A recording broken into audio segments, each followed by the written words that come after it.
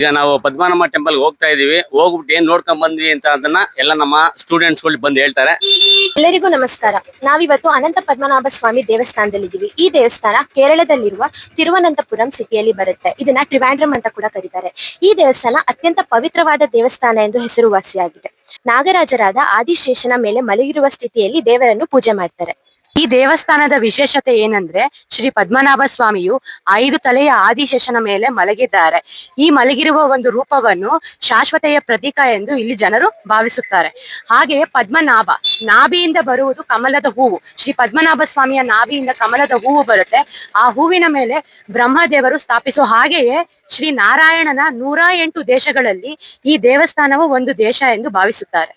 ಈ ದೇವಸ್ಥಾನದ ಸುರಂಗದಲ್ಲಿ 4 ಬಾಗಿಲುಗಳಿವೆ. 2011ರಲ್ಲಿ ಪ್ರತ್ಯೇಕವಾಗಿ 3 ಬಾಗಿಲುಗಳನ್ನು ತೆರೆಯಲಾಗಿದೆ. ಆ 3 ಬಾಗಿಲುಗಳಲ್ಲಿ ಸುಮಾರು 1.5 ಲಕ್ಷ ಕೋಟಿ ಬೆಲೆ ಬಾಳುವ ಆಭರಣ, ಚಿನ್ನ, ಸಂಪತ್ತು ಪಡೆದಿದೆ. ಅದರಿಂದ ಈ ದೇವಸ್ಥಾನ ಪ್ರಪಂಚದ ಅತಿ ದೊಡ್ಡ ಶ್ರೀಮಂತ ದೇವಸ್ಥಾನ ಎಂದೂ ಕರೆಯುತ್ತಾರೆ.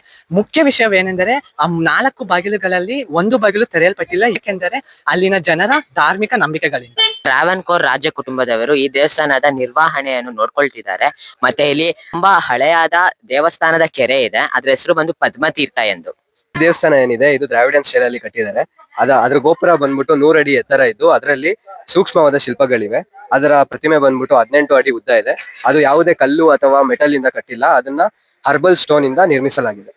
ಇಲ್ಲಿ ತುಂಬಾ ಕಠಿಣವಾದ ವಸ್ತ್ರ ನಿಯಮಗಳಿವೆ. ಏನಂದ್ರೆ ಗಂಡ್ಮಕ್ಳೆಲ್ಲ ಪಂಚೆ ಮತ್ತೆ ಶಲ್ಯ ಹಾಕೊಂಡೇ ಹೋಗ್ಬೇಕು, ಮತ್ತೆ ಹೆಣ್ಮಕ್ಳೆಲ್ಲ ಸ್ಯಾರಿ, ಸಲ್ವಾರ್ ಜೊತೆ ದುಪ್ಪಟ್ಟ ಆ ತರನೇ ಹಾಕೊಂಡು ಹೋಗ್ಬೇಕಾಗತ್ತೆ. ಯಾಕಂದ್ರೆ ಪೊಲೀಸ್ ಕೂಡ ಒಳಗಡೆ ಶಲ್ಯ ಮತ್ತೆ ಪಂಚನೆ ಹಾಕೊಂಡು ಓಡಾಡೋದು.